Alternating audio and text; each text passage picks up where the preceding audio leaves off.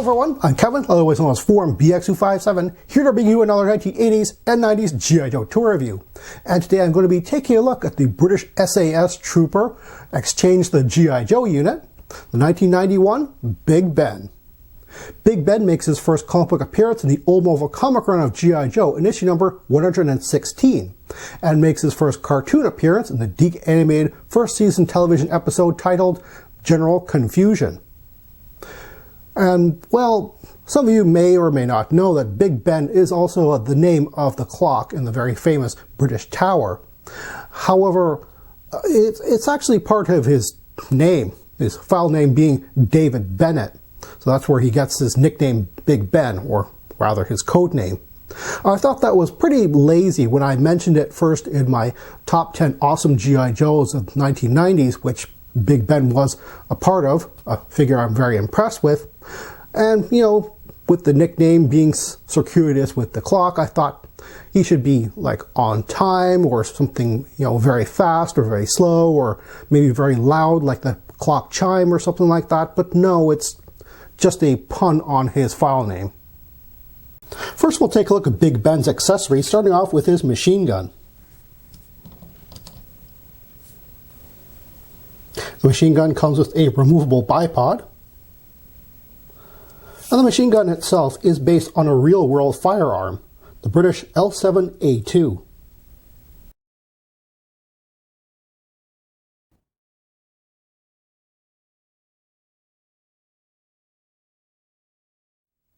It's nicely well balanced and can keep itself upright on its bipod. Next, he comes with a grenade pouch.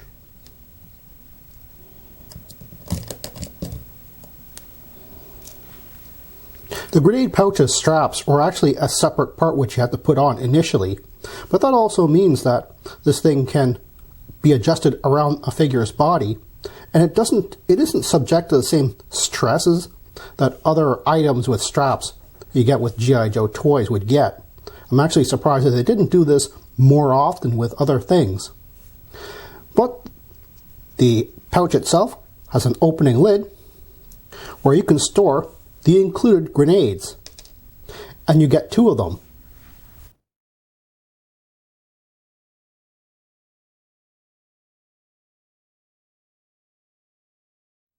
These are a baseball-style grenade, with the surface being very smooth, unlike the pineapple style of the 1989 Frag Viper, who was the first G.I. Joe to actually get little grenades.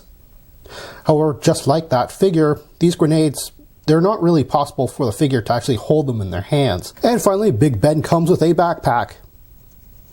A really big backpack. This backpack has some very nice detail, such as more grenades on here, sculpted exactly like the accessories, as well as a little folded-in shovel here, or entrenching tool, if you absolutely have to call it that. One problem I have with this backpack, however, is, like I said, it's a very big backpack, and as you can see, while they've hollowed out a little bit of it, it is still quite solid all around, making this a very heavy backpack for the figure. So if you have a figure which has slightly wobbly knees, or doesn't have a figure stand on it, this thing is going to drag your figure backwards. This 1991 Big Ben was on my list of top 10 awesome G.I. Joe figures from the 1990s. And you have to understand, the 1990s figures were not only kind of strangely sculpted, brightly colored, but they also had gimmicks with them. And it feels like that Big Ben here was kind of a holdover from an earlier design or marketing phase, because honestly, he looks head to toe like an army man, like a true army man soldier. You could stuff this guy with like your 1985 figures and he would look very much at home. And of course, like I said, he doesn't really come with any gimmicks, no firing items, no band-powered catapults, nothing like that.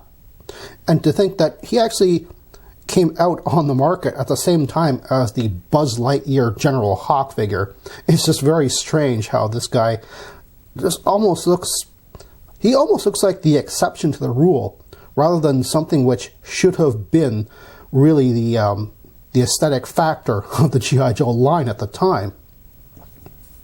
Whether or not SAS British troops actually look like this is debatable, but at least, you know, he looks like a proper soldier.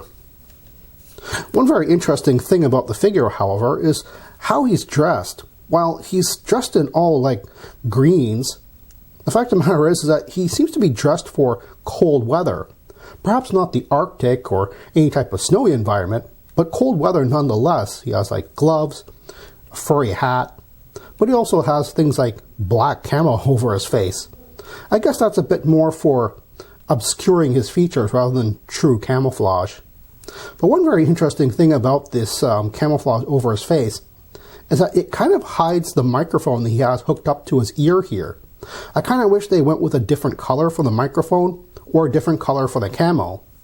But it's all black here, and it tends to kind of get lost in here. But it is a sculpted piece. Very interesting that they gave him that little modern touch there. Another touch that I really appreciate, which is kind of baffling because he has this ammo belt crisscrossed on his chest, just kind of like rock and roll. But the funny thing is that the first version of rock and roll, while he had it painted, only the brass was painted, the gold part.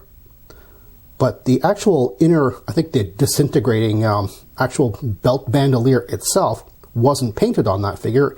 And here they actually gave him that. And the second version, released in 1989, that wasn't painted at all. So it's very interesting that they gave this guy, who is not primarily a machine gunner and not primarily known for having, you know, crisscross belts, actually got the extra paint detail there. He's also wearing gaiters over his boots. And he also has a very strange, very tiny pouch here. It's very interesting. I'm not quite sure what that pouch is supposed to be. Some type of a little tool pocket, I think. Normally one of my pet peeves is when a figure is given a machine gun, but they don't have an ammo belt or ammo box. In this case, we have the crisscrossed ammo belt on the figure, but honestly, I kind of wish they would have gone a bit smaller with the backpack and used some of the extra material from that to actually give him an ammo box. But other than that, I can't really say that I would want to switch out any of his other accessories. Another very interesting thing about the paintwork on his face is that he was painted whites of his eyes. That's normally something reserved for figures with a darker skin tone, so I'm not quite sure why they did it with Big Ben here. On the front of the packaging, you'll notice that it actually calls him an SAS Fighter, but on the file card itself, he's labeled as an SAS Trooper. And I'm sure that most people doing lists of G.I. Joe specialties will actually refer to him as a Trooper and not a Fighter. This, well, Trooper just sounds a bit better. Also, one very interesting thing is that, well, he doesn't seem to have a serial number. I'm pretty sure Larry Hama wasn't writing the file cards at this point. I think he was only an editor. But I think that whoever was writing this thing actually might have dropped the serial number because they probably didn't know the format of British soldier serial numbers. Well, there wasn't Google back then. Also, one very interesting thing is that it not only does it say that he's an exchange program from the SAS, it specifically calls him an exchange from the 22nd SAS, which is an actual unit. Actually, most famous for the 1980 Iranian embassy hostage rescue, no less. As much as I really like Big Ben's accessories, it really calls into question exactly what is his specialty. Now on the file card it mentions two very interesting things.